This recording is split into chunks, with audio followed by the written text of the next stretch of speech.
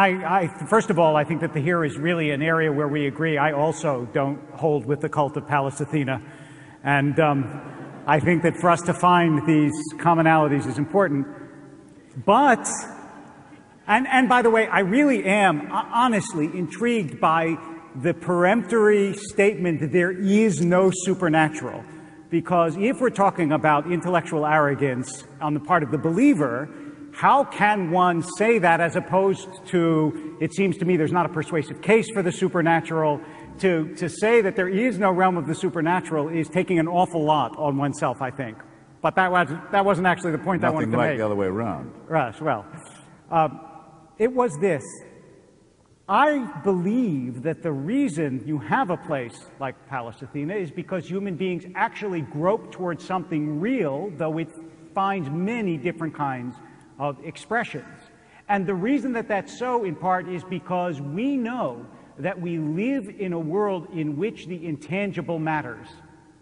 Not just intangible as we're experiencing right now, right? I'm saying words to you which are essentially intangible. You're hearing them. They're changing something about you. The physical world is changing because of the intangibility of thoughts, ideas, words, all of that. And so we have an intuition that, as Emerson said, the unseen things are eternal and the things that we see are temporal. That is, that they don't last forever, but the intangible does. But the second part of this is that the reason that consciousness seems to me so important is that we dwell in this world that we actually can't explain physiologically. And we do have intuitions that aren't a function purely of firing synapses. And not everything can be explained by neurons. And the world is a remarkably fine-tuned. If you're interested, I have a little section on that gives you some of the statistics in the book that Mr. Hitchens has by him called Why Faith Matters. And those things, that is the idea that there are things that we cannot prove, that we cannot see, that are what we call euphemistically intuition, those things were real to ancient Greeks as they are real to us. And even though their expression finds different cultural forms, to assume that they are not real is to flatten out the world in a way, I think, that is not true to any of our experience. And you have to do violence to human experience to assume there is not an intangible realm as opposed to honoring it. Just a note to the audience that if you have questions that you want to have submitted up here, now is a good time to write them down, and you'll find people who will collect them, because we're going to get to that in a couple of minutes. I wanted to ask you both, in reading your works and reading about you, you've both made major changes in your thinking and your outlook as adults. David, in your book, you talk about as the son of a rabbi at a tender age, 11 or 12, after seeing a very gory Holocaust film, that you became an atheist. You figured, how could there be a God? And that lasted for a number of years till you were a young adult, and eventually became a rabbi. But we'll have to read the whole book to find out how that happened. Christopher, from the opening pages of your book, you talk about when you were 9 years old, you sort of saw through the God that your teacher was talking about. But I guess certainly politically, you have changed from someone from the left to perhaps it was after 9/11, but became a supporter of the Bush administration's carrying out the war in Iraq. Went from writing from magazines on the left to those on the right. I wondered if you could both talk just a little bit about change, which is a very popular word these days, and how you came to question your long-held beliefs and what you learned from that. Robert, go first. Okay. I think that for me, at least, it was a function of learning to distrust my certainty.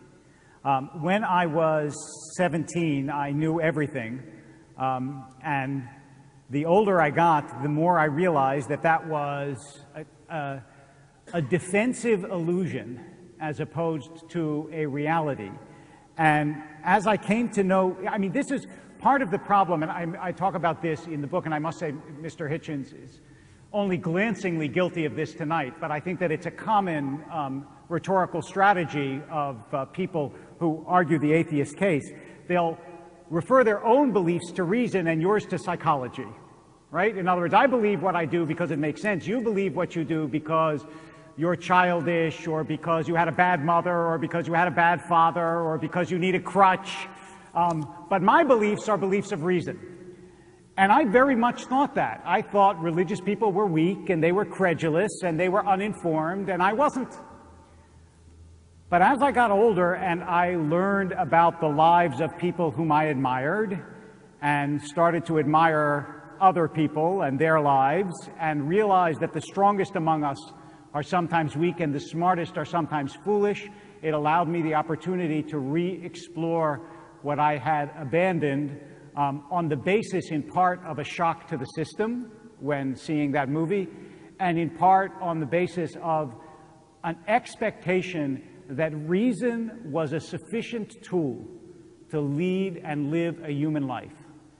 And in fact, that all the kindred things that I believe religion supports at its best, of compassion and decency and goodness and so on, they could all be subordinated if we would just be reasonable with one another.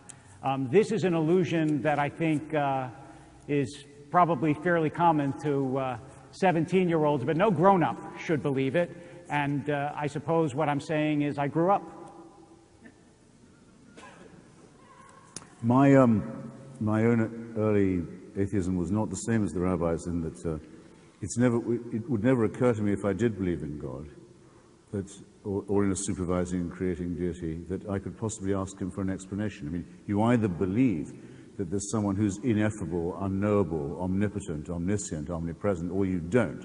You don't say, there's a God and I may as well complain to him. Why does he allow suffering? What a question. How would you know? You don't even know enough to ask the question.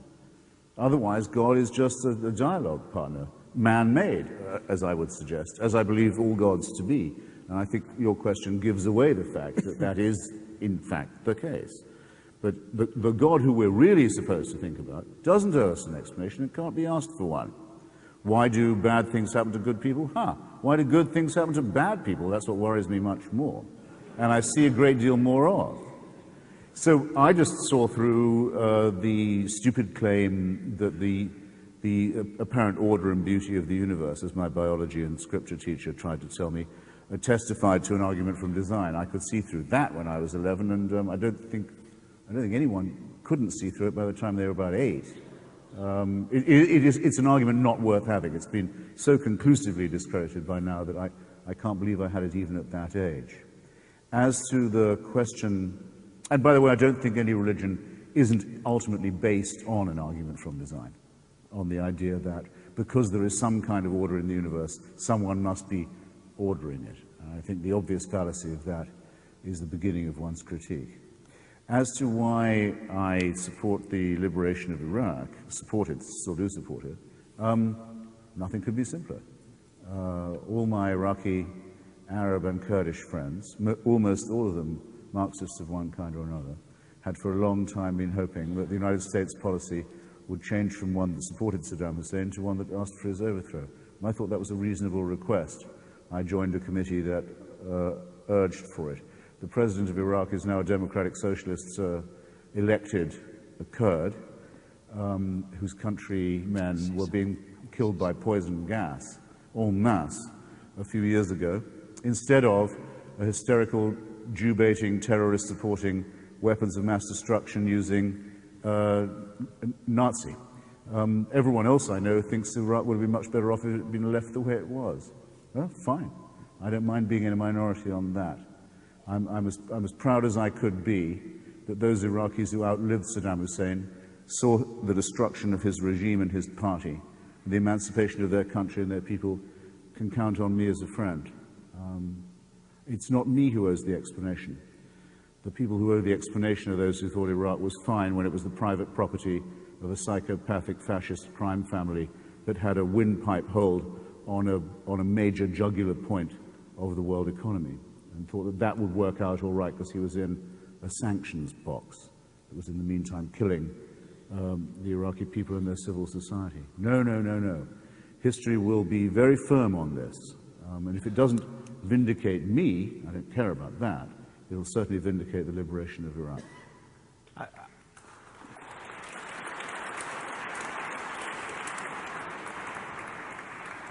I'm addressing this to the congregation because we didn't say anything about asking each other questions, so I'm going to pretend that this is to you, but in fact this is a question. For Mr. Hitchens, you heard him say that the one thing that gives him pause is the fine-tuning of the universe, the remarkable fine-tuning of the universe, that somehow this world exists even though the odds are astronomically small that such a world would exist. And then he said, an 8-year-old can see through the argument for design. The argument for design is that this world is in fact designed so that it exists, even though it seems very improbable that you should get such a beautiful and wonderful world. So I wonder, out into the world, how one would reconcile such a contradiction. Well, the answer is actually partly supplied in your own book, sir, where you describe, you use the phrase very suggestively more than once, of our creation, our little blue globe, alone as it is in the cosmos as far as we know, being on a knife edge. This being a knife edge difference. Yes. That's exactly, by an odd coincidence, the expression I employ in my own book. Why do I do so? I can't say why you do, but I'll say why I do. Hugh Montefiore, Jewish convert to Christianity, later Bishop of Southwark and later Bishop of Birmingham, in his book Credible Christianity says, the conditions for life on our planet, are so knife edge and so finely tuned that you can hardly believe that. Okay, yes, look how knife edged out. Just look at our own tiny little suburb of the cosmos, just our solar system. The other planets are all either too hot or too cold to even make it thinkable that they could support life.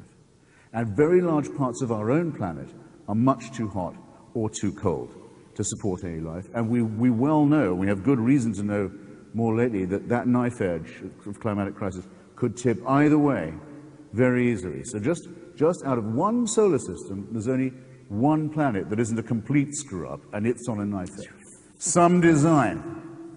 I repeat, this designer is either cruel and capricious, or incompetent and bungling, or both, because the two things are not exclusive. And in the meantime, the heat death and meltdown of the sun that will cause our oceans to boil before the planet turns into a crisp is already inscribed in all the laws of physics that we know, and the Andromeda galaxy is coming our way, as I told you, and the Hubble red light shift means that there will be so much nothingness that there'll be no way of remembering there was ever somethingness. What design is this? Yes, knife edge is the right word. And that's your deity, that's your omnipotent, that's your omniscient, that's your loving, that's your caring, that's your efficient, that's your designing authority. I ask you, ladies and gentlemen, I really do ask you, are you going to repose your faith in something as crackpot as that? Well, this is a good moment to find out what the audience is asking. Thank you. By design. Okay. Thanks. Durkheim. I forgot to do Durkheim. Thank you. We'll come back to it. Whoa. Want me to riff for a minute while we... Durkheim, I was going to say, Yes. Durkheim really does show, surely, in his elementary forms of religious life, that you ask someone, why are you a Catholic? He'll say, because my parents were from Poland. Right? You're completely right in saying, yes, that these are communal, that they're designed for Right. civic and social solidarity. Absolutely. That's exactly right. Why Because was to I call, baptized into the because Church of to England? call something communal does not suggest that communal is all it is, which seems to me to be a trope that I hear often.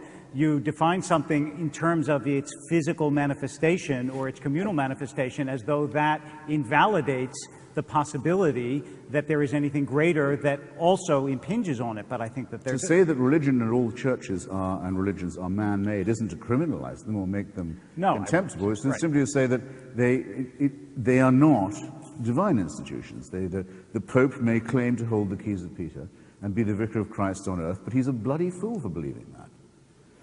And an arrogant one, too. And those who do believe in it are credulous and easily led. That's why they're called sheep. That's why they call themselves sheep. By the way, Bishop of New Guinea had a debate with him on the BBC the other day, trying to spread Christianity to Borneo, and I said, we can't do sheep there. They've never seen a sheep. Large parts of the world aren't sheep-oriented or even goat-oriented. What does the Bishop of Borneo now say on Easter for the Church of England as he rises in his pulpit and addresses the congregation? O Lord, behold these thy swine. Yeah. Because that's the valuable animal in those latitudes. Religion is man-made, excuse me, and it shows. But 1 second, I can't let that go, not because you mentioned swine, but because religion operates by metaphor. It does, and the reason it operates by metaphor is exactly what you said earlier. Because it's man-made. Which is, you know what, you're not actually allowed to insert my answers into my own sentences. I mean, you can, but the reason that it operates by metaphor is precisely what you said before, which is you knew early on that if there was a God, that God was ineffable, that God was not to be understood by human beings, and therefore if you were going to talk about that God, you had to speak about that God metaphorically, not literally. And so when you say sheep and then you make the metaphor literal, of course it sounds silly, as many metaphors do, but if you think of sheep as representing those who willingly follow the shepherd because the shepherd is going to protect them and make sure that they're all right and fend off those things about them that are dangerous and teach them how to stay together as a flock. You think that's why shepherds look after sheep? Then the point, again, you're literalizing the metaphor. The idea of the metaphor is to tell people that which the religion teaches as a value. It's not it's not a literature class. It's not so that you can dissect it and understand what sheep really do and why sheep is an inadequate idea for a human being to act. That, and I just want to put a last spin on this. A good theologian of any monotheistic tradition will say that the difference between God and a human being is infinitely greater than between a human being and, say, a one-year-old. No one-year-old could possibly understand Christopher Hitchens, right? You said that you have trouble even thinking of adults as intelligent primates. So certainly no one-year-old could. If that's the case, then I have to take your assumptions about God's incompetence with just a grain of salt because, as someone who believes in God, I think God may know better. Your claim to know the mind of God is, of course, a claim where I can't follow you. I didn't say that. I don't know where when did I claim? Hold it. You just attributed it to me. When did I claim to know the mind? You said God would prefer bed 3 to bed 1. I don't know how you know this. I have no idea. I can't make this claim. I said the exact opposite. You must have misunderstood. Or may prefer bed 1 to bed 3. You No, had an idea of what God might want. No, I said that I did not Either way, you had an idea of what God might want. Your book mentions it all the time. You seem to have a knowledge that's denied to me, completely denied to me, and everyone else I know, of what the divine and ineffable might expect or want from us. But on there I can't follow you. There you can play a card that I cannot. But you do. You trump me. You play it over and over and over again. You have a knowledge of the mind of God, and I don't. But on shepherds, on shepherds, I can be clearer. Yes. Shepherds don't look after sheep because they love them, though I think some shepherds actually do love their sheep too much. Shepherds look after their sheep. By the way, God doesn't like that. They look after the sheep so that they can first fleece them and second turn them into meat. Now that's much more like the priesthood as I know it. Since I appeal to those who have heard you say again and again, if there is a God... The sexual element isn't absent from that either, actually. Well, that's okay. Since we are flocking around here. Look, toleration is a religious virtue. Maybe someone should ask a question from Wait. No. That's not fair. You can't get away by saying you don't presume to know. You don't presume to know the mind of God when you say again and again, if there is a God and he wants this, I don't like it. If there is a God and he wants that, that's not a God I would believe in. That kind of God doesn't make sense. That God would say, that, I mean, you use the same trope, the same idea, but from the other side. Not at all. Mine is conditional. Mine is an if. If you say this is designed, some designer. If you say it's compassionately designed, some compassion. It's always if, it's conditional. I don't concede there's any such thing. Okay. You say, God would like this of us, we would hope this of him. Where you're getting it from, I don't know, but it's a claim where I cannot follow you.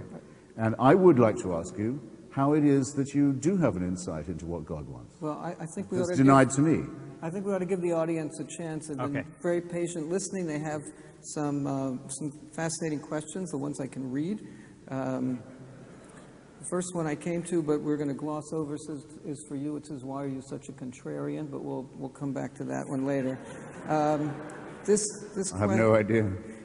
This one is for both of you. It says, "Scientific research has shown that there may be a, quote, religious gene, that religion is hardwired into our genes. If so, what does that say for free will? Maybe we don't choose to have faith. Maybe it's just genetic." I'd like to expand that. Do you believe in free will? I think we have no choice.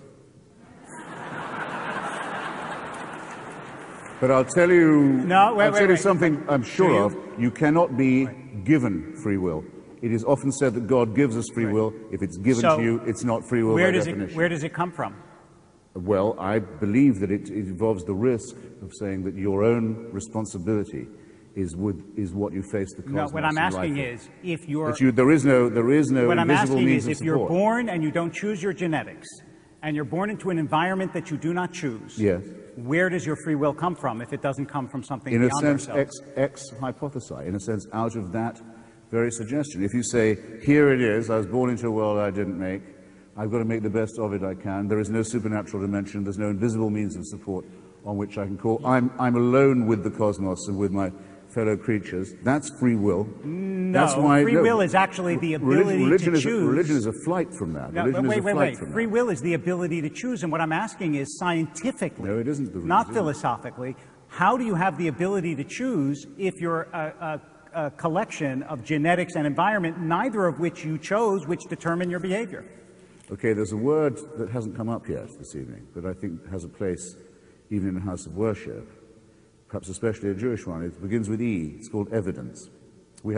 It's amazing the word hasn't been used yet. It's my fault, too. What if it turns out to be the case, right, that evolution by natural selection and random mutation is a sufficient explanation for our presence here? What if that's true? All the evidence is, all the evidence is that it is true.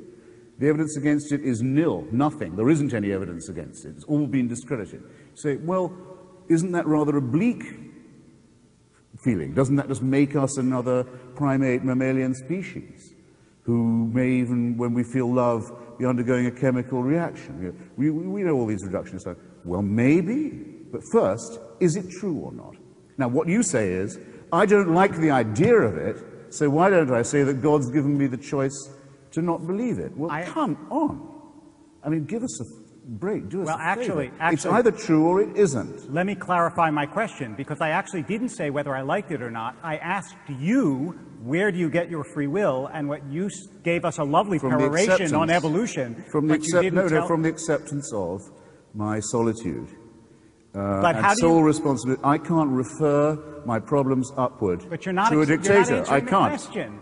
You're not answering the question. You want me to give my free will away and to give it away in prayer and to ask for a divine supervision to replace my responsibility. I want to answer step one before we get to step two. Forget whether God exists or not, or gives you free will or not. Let's say there is no God. Do you have free will? And if so, if it doesn't come from your genes and you don't choose your environment, then where do you get it from? You can't say you get it from your acceptance, because your acceptance is also predetermined by your genes and your environment. So what I want to know is, do you say we don't have free will, or do you have some scientific hypothesis about the origin of free will that I'm unfamiliar with? The reason why I said we have no choice but to believe in it is that try the thought experiment for yourself. We have no choice but to assume we have free will. The choice is forced upon us. Free will is compulsory because of the situation in which we find ourselves. Try the thought experiment the other way around. Suppose to yourself, suppose you can believe with Calvin for example, or actually with Laplace, who was a great physicist, Yes. that everything that will ever happen to you, that you'll ever think or do or say, was decided for you before you were born. It was all inscribed, it was all written. As many Islamic fatalists also say now. Suppose you actually believe that. What difference does it make to the decisions you have to make all the time? What difference does it make? I will leave my question It's like believing, unanswered. you still have to act as Okay. if, you still have to act as if you must make choices. Right. And that these choices are determined by morality and responsibility. And you'll just have to hope that what was inscribed for you, Okay. astrologically before you were born, favors the right choices. But it's tautology. In the interest of time, because we promised you each 3-minute Oh, goodness. final. Well, we could forego that, perhaps. Do you want, Well, for the sake of the... it's not like you haven't had a chance to go at each other, so that's fine. I'm beginning to feel a bit tongue-tied, I've got to say. This is for Rabbi Wolpe. You admit that religion can lead indirectly to violence and evil. What would you do to help minimize religion's contribution to violence and evil? How would you deal with extremists in your own religion?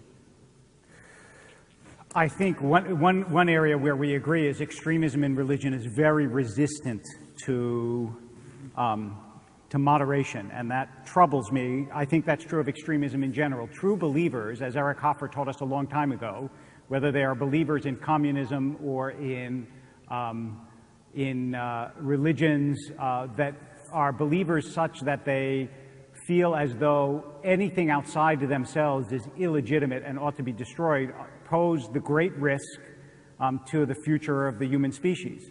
The only thing that I can say is that it seems to me religion provides the only principle on which all human beings can in theory, agree on the universality of goodness. That is, by that I mean, if in fact there is a God who superintends the entire world and believes all human beings are valuable, as the Jewish tradition, for example, teaches when it says that the righteous of all nations have a share in the world to come, then that's a principle that could be inculcated and perhaps could prevail. What I don't know, and what I would be interested in hearing Mr. Hitchens address, is if there is in fact nothing other than our accidental appearance here, and it favors my group that your group be destroyed, what possible countervailing principle would persuade me otherwise? I think religiously we have a principle we can deploy. It doesn't always work, but we can deploy. I'm not sure without it what principle we would use. I don't think that the distinction between the moderate and the fundamentalist is as facile as that, or as easy to evade. What's the principal question here? Are these books holy and divinely inspired and containing a mandate of obedience, or not? Or are they man-made books, simple accumulations of fragments and myths and different accretions? I'm absolutely certain that there's nothing to decide in that question. They're obviously the second. But if you think they are divine, how are you going to escape their injunctions? What if it happens to say that in the Old Testament that thou shalt not suffer a witch to live? What are you to do? You can't say there are no witches. Is this because rhetorical? otherwise they wouldn't be saying that you have to kill them. There must be some. They may not be evident. You have to go find them. Then you have to burn them. It's a mandate. Now, to me, this is utterly nonsensical. It's white noise. I don't understand how anyone can fall for it ever. There is no divine inspiration in these books. There is no such thing as divine inspiration. The books are man-made, and it shows, just as it shows that we are only half a chromosome different from chimpanzees.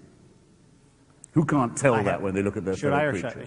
Should I hold So, on? Let's move on. I want you to know I have a really good answer, but I if just this is don't the have word time of God, to- you can't take it a la carte. If this is the word of God, you can't select from the menu in the cafeteria. I'm sorry, but that's not true, and no religion works that way. In fact, I'll give you a perfect example. It says explicitly in the Bible that a rebellious son should be stoned. The rabbis say a rebellious son never was and never will be. In fact, religions do precisely what you say religions can't do. That is, they interpret, understand, grow morally, get to know God better. They explore the Bible by the principles of the Bible. How convenient. And it's not convenient. It's actually called the progressive knowledge of what we understand to be Right. the will of God. What about the mandate? What about the Second. mandate for genital mutilation? Are you talking about circumcision Yes. that the World Health Organization recommends? No.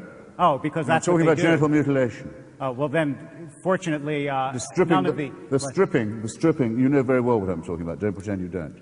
Not loosening the foreskin or slightly excising it. No, Right. the full periamestitza, the stripping. Yes. The attempt to dull the penis. The attempt to cripple the male organ of generation in the name of God. What about that? If For you're example, asking is that a covenant? Is that a just covenant or is it not? I'd like to know. Because you're the one who has the relationship with God. From my point of view, yes, it is a covenant, and it's not detrimental, and that's why I appeal to the World Health Organization. Why were you reluctant to say that? I'm not reluctant You to were say it. I just said palpably it. reluctant to say that. I just said it. All right, No. I'm palpably reluctant. You had to be prodded 3 times We're going before you to agreed move to on the now. We're going to move on now. I know why you're reluctant. Wait, let's. Okay. Thanks. Your title, this question says, your title says God is not great, but then the subtitle says why religion poisons everything. What do you make of religion and religious expression that is centered around the community? Is there value to religious community irrespective of God? Well, that's probably that was written before we had our brief exchange on Emil Durkheim, and on the idea that religion is communal, something we do have between us as a consensus. The Greeks, I know, why do they go to the Greek Orthodox Church? Because they're Greek. Same for the Russians, same for the Serbs. Same for most Polish and Irish people. It's the reason why Tocqueville is right about American civil society. Religion is the great voluntary effort that people make, and it's the only country in the world where the state is forbidden to encourage a religion or help pay for a church. So it's the great thing a community can do to prove it exists, is to build and keep going a house of worship. Makes it entirely different. But it, excuse me, materializes my point, that it is a man-made phenomenon, that none of these churches are built because God wants them to be built. Now, do I have to, please don't make me say any of that again. Please, anyone who has that question, please don't make me say it again, because it'll make me sound boring. Religion is man-made, and it shows, okay? Even this beautiful place testifies to that. Okay, what we're going to do now, I'm going to ask you each, we don't have to formally go to the lectern, but if you can sum up in 3 minutes. Would you accept my proposal that we have, because we have Sure. both rather babbled, Absolutely. that we rather have some more questions? Oh, okay. Would that be fair? Yeah, that's fine. Okay, Sure. good. Okay. This one is first for you. Oh, good. With what beliefs would you raise children? What would you say to a four-year-old who asked you about God? Well, my daughter has to sit through a little Passover ceremony every year, whether she wants to or not. With a little Seder, doesn't go on for very long, but I make her answer some questions. I show her I explain to her how it's also related to the Greek symposium, how it's a Platonic idea. People lie around. It's supposed to be recumbent, drinking wine, asking questions, and bringing in the young. And the connection between Athens and Jerusalem is very important to me, as is the distinction between them that everyone's always noticed from Matthew Arnold to Leo Strauss. Everything is as between Athens and Jerusalem. I'm for Athens myself, but she has to know that there's a tradition that she and I and her mother come from. And I wouldn't have her not know that. But it would never occur to me to say that she had to attend a place of worship or had to believe that she was created or supervised, but she'll allow her to find all that out for herself. But there are bits of it that I think are a responsibility. In the meantime, she goes to a Quaker school and campaigns for Barack Obama. And all I Nothing I can do about that either. And all I can say is, in my catalog of unrealized wishes for my life, I'd like to be able to say, oh, I'm having the Hitchens over for Passover. It's not hard to do. It's not hard to do. You want to address that as well in talking about... I think that would be... Okay. Go ahead. Do you know I should say my other children are Greek, so it doesn't apply to them. Their mother is Greek, but in case you wondered. For you, Rabbi. Europe is far more secular than the U.S., but its crime rate is significantly lower than our own. How would you account for that?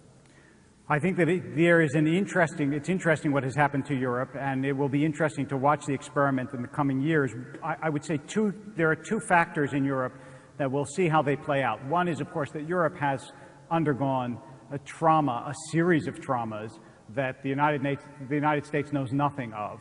And the degree of violence that Europeans have seen firsthand over the 20th century may have some kind of irenic, it would be nice to think, effect on Europe. And the other is that European nations tend to be homogenous, and America is very heterogeneous, which means we have lots of different groups together in the same place. Now that there is much more mobility around Europe, we'll see if that holds. I hope that it will. And the last point I would make is you get a surprisingly high number of Europeans who say they are religious, over 65%, even though they don't attend a church, they don't attend a synagogue. So it seems to me this is the beginning of a social experiment, and it will be worth watching to see what happens. I don't think the assumption that Europe is more secular is necessarily correct, or that Americans are more religious. I find that many Americans, even those who identify with churches and synagogues and mosques, are much more riddled with doubt than they will admit. Whereas in Europe, say in my country of birth, people are forced to pay taxes to sustain a church where the Queen is the head of the church as well as the head of the state and the armed forces. And the moment she dies, her bat-eared, slobbering, chinless son, who is a fan of Islam and has no taste in women, will become at that moment the head of the Church of England. And I'll have to pay for it, or I would if I lived in England. That's what you get if you found a church on the family values of Henry VIII. This is not secularism. And the point that I make about Islam is not frivolous either. The Europeans have decided to import into the center of their society the same crisis that obtains in the ghetto areas, in the most remote and backward areas of the Muslim world, because that's where their immigrants have come from. And they've imported into the middle of their society the resources and the population of a future jihad, something that wants to take away everything they've got and change all their laws and alter all their customs. And it's on the future of that struggle that everything will depend. And I think that it's important, and I'm sure, I think virtually everybody here will agree that the only helpful formula in our time for religion, which is helpful both for religion and for the state, is for them to be separate. And to the extent that they become too mixed, is a danger for both, not only for the state but also for religion. I asked a Christian pastor earlier today this question, and if I may, out of curiosity, I'd like to ask you, if you could picture someone being born in Saudi Arabia now, today, this evening, tomorrow, would you rather that person was an atheist or a Muslim? It would depend. Really, what I would prefer is they would be an enlightened Muslim, because then they might have an opportunity of influencing the people around them, whereas if they were an atheist, they wouldn't. All right. It's a brave answer. Suicidal, but brave. All right, we have time for one more question, and I'll ask you both to respond. It's initially for you. It says, you have asked for a single historical example of a religious person who was engaged in an act of great moral goodness or valor that could not have been performed by a non-religious person. And cites the example of Roe Klein, a soldier in the Israeli army during the recent war in Lebanon, who in a split-second decision and with a shout of Shema Yisrael, gave his life by deliberately jumping on a grenade to save the lives of his comrades. While non-religious people have in many cases given their lives for a moral cause, how many of them were able to make that choice in a matter of seconds? Okay, no, it's a good try, but it's, as you can see, hopeless. What if he shouted Allahu Akbar when he was doing that? Would it mean the same to you? Well, this is to save. Well, no, I'm saying, first, second, how can you tell How can you tell that a non-believer wouldn't risk or give their own life to save their comrades? It's an insult to non-believers to say that we couldn't do that without divine permission. I don't say I would do it, but I don't say that anyone who could say Allahu Akbar would be more likely to do it either. And furthermore, I would very strongly distrust the motive, which I think would taint the fineness of the action. So my challenge still stands, in case people haven't heard it before. You have to name a moral action performed or a moral statement made by a believer that could not, I repeat, could not be performed by a non-believer. No one. I've tried it with the Archbishop of Canterbury. I've tried it with the Pope's confessor. I've tried it in print, on television or radio, hundreds of times in many audiences. There is no answer to it. Sure there is. And that wasn't one. That doesn't actually seem to me such a... word. Oh, I have the last word. Good, so I'll answer the question. What he was doing in Lebanon in the first place. What's he can... doing in Lebanon? He's an Israeli. The answer to the question is when you say could not, I mean, it's true that religious people don't sprout wings and they can't do things that non-religious people can't do physiologically, but anything from Handel's Messiah to Donne sonnets to Hopkins poetry to blessing your daughter on a Friday night, which I do, to praying together at the bed of someone who's sick, to creating a Shiva minyan for people who are ill, to having, by the way, a religious experience. All those are things that non-religious people can't do that religious people can do. And the latter is true. And if the latter is true, then I've answered the question, and I'm happy to finish it with a flourish. I will quote, no, 1 second, here, hold it, the flourish is to come. I will end it by quoting an Islamic thinker, and it seems to me an appropriate comment to make to somebody who wrote the preface to Kingsley Amos's sprightly book on drinking. Al-Ghazali said, I can describe a religious experience to you, but describing a religious experience is to having one, as reading about alcohol is to getting drunk. So I would say that you can have a religious experience if you're a religious person. It's powerful, it's pervasive, and if it's not too presumptuous, I hope one day you do. Thank you. I should really leave it at that, shouldn't I? But there's something about me. A religious experience, I'm sorry, is not a moral action or a statement. It just isn't. It doesn't meet the qualification. It just doesn't. Does it? To say to have a religious experience is to perform a moral action or to utter a moral statement isn't the case. Second, you're wrong in saying that the religious people are physiologically the same. If you don't believe in miracles, I don't think you are a religious person. If you don't believe in the supernatural, I don't think you're a religious person. If you don't believe in divine intervention, you're not a religious person. Thomas Aquinas believed himself to be capable of levitating and frequently flew around the nave of Notre Dame de Paris. Well attested, it's said, by all Catholics. Yeah. It's not the case that it's just a difference of opinion. It's all the difference in the world between whether or not you believe in reason, evolution, human solidarity as the source of such morality we have, or whether you think we are supervised creatures, disposable, dispensable, part of a plan of which we have no knowledge and of which we're not considered worthy to have knowledge. Well, that's all the difference in the world. That's right. Well, not surprisingly, while you've both educated us and entertained us, we haven't quite resolved the issue. I'm tempted to suggest that everybody can go downstairs for the reception and let these two gentlemen continue to fight it out and lock Till up. Till the last dog dies. And lock up. But what we're going to do is that you're all invited to the reception downstairs. Both gentlemen's books are for sale, and they both have agreed to stay and sign for you. So we invite you all to continue the discussion downstairs, and I want to thank everyone. Thanks for coming. And particularly Rabbi Wolpe and Christopher Hitchens.